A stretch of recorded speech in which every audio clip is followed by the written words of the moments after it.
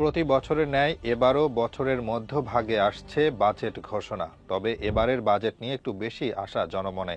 প্রথমত, দীর্ঘদিন পর নতুন সরকারের আমলে বাজেট পেতে যাচ্ছে জনগণ। দ্বিতীয়ত, অন্তর্বর্তী সরকার প্রধান ডক্টর ইউনূসের উপর মানুষের আশা ও ভরসা। ইতিমধ্যে আগামী 2025-26 অর্থ বছরের জাতীয় বাজেট প্রণয়নের কাজ শুরু হয়েছে। এটি হবে বর্তমান অন্তর্বর্তী সরকারের প্রথম বাজেট। অন্তর্বর্তী সরকারের একটি সভায় নতুন বাজেট সম্পর্কে ধারণা দেওয়া হয়। অর্থমন্ত্রী ইতিমধ্যে সরকার প্রধানকে বাজেট সম্পর্কে অবহিত করেছেন। এবারের বাজেটে অগ্রাধিকার পাবে খাদ্য নিরাপত্তা, মূল্যস্ফীতি নিয়ন্ত্রণ এবং আর্থ সামাজিক উন্নয়ন। গুরুত্ব পাবে পিছিয়ে পড়া জনগোষ্ঠীর স্বার্থ। এর অংশ হিসেবে সামাজিক সুরক্ষা কর্মসূচির আওতা ও ভাতার পরিমাণ বাড়ানোর পরিকল্পনা রয়েছে। আগামী 2025-26 অর্থ বছরের জন্য প্রাথমিকভাবে 8,30,000 কোটি টাকা ব্যয়ের পরিকল্পনা করা হয়েছে। বাজেটের আকার এমন ধরে আয় ব্যয়ের খসড়া রূপরেখা সম্প্রতি প্রধান উপদেষ্টা অধ্যাপক ডক্টর মোহাম্মদ ইউনূসের সামনে তুলে ধরেছেন অর্থ উপদেষ্টা ডক্টর সালেহ উদ্দিন আহমেদ। অর্থ মন্ত্রণালয়ের ব্যয় পরিকল্পনায় সম্মতি দিয়েছেন প্রধান উপদেষ্টা। উন্নয়ন ও বিশ্বায়ন দৃশ্যপট আন্তর্জাতিক বাংলাদেশ বইয়ের উন্মোচন অনুষ্ঠানে অর্থ উপদেষ্টা ডক্টর সালেহ উদ্দিন আহমেদ বলেন, চলতি অর্থ বছরের সংশোধিত বাজেটে হয়তো তেমন পরিবর্তন হবে না, কিন্তু আগামী বাজেটে ব্যাপক পরিবর্তন টের পাওয়া যাবে।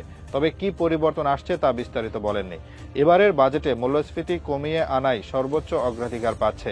বাংলাদেশ পরিসংখ্যান ব্যুরোর হিসেবে গত আড়াই বছরেরও বেশি সময় দেশে সার্বিক মূল্যস্ফীতি 9% উপরে রয়েছে। গত জানুয়ারি মাসে সার্বিক মূল্যস্ফীতি ছিল 9.94%, তবে খাদ্য মূল্যস্ফীতি ছিল 10.72%। গত জুলাই মাসে খাদ্য মূল্যস্ফীতি 14.10% উঠেছিল। আগামী অর্থ বছর শেষে গড় মূল্যস্ফীতি 6.5% নামিয়ে আনতে চায় সরকার। তাই সংকোচনমূলক মুদ্রানীতির সঙ্গে সমন্বয় করে সরকারি ব্যয়ে সাশ্রয়ী পদক্ষেপ অব্যাহত রাখা হবে। রাজনৈতিক বিবেচনায় কোনো ধরনের প্রকল্প নেওয়া হবে না। এছাড়াও আগামী বাজেটে সামাজিক সুরক্ষা কর্মসূচির আওতায় ভাতার পরিমাণ ও সুবিধাভোগী বাড়ানোর পরিকল্পনা করছে সরকার। বয়স্ক ভাতা, বিধবা ভাতা, স্বামী নিগৃহীত ভাতা, অসচ্ছল প্রতিবন্ধী ভাতা সহ প্রায় 10টি ভাতা বাড়ানোর চিন্তাভাবনা রয়েছে সরকারের। বয়স্ক, বিধবা ও স্বামী নিগৃহীতা ভাতা 150 টাকা থেকে 200 টাকা বাড়তে পারে। বর্তমানে সারা দেশে 60 লাখ বয়স্ক নাগরিককে মাসিক 600 টাকা করে ভাতা দেওয়া হয়। মাসিক 550 টাকা করে 27,75,000 বিধবা ও স্বামী নিগৃহীতা নারীকে ভাতা দেওয়া হচ্ছে।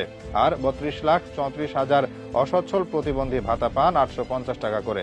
হিজড়া, বেদে, চা শ্রমিক ও অনগ্রসর জনগোষ্ঠীর জীবনমান উন্নয়নে ভাতা দিচ্ছে সরকার। তাদের ভাতাও বাড়তে পারে। একই সঙ্গে অতি দরিদ্রদের জন্য কর্মসংস্থান, খাদ্য বান্ধব কর্মসূচি, ভালনারেবল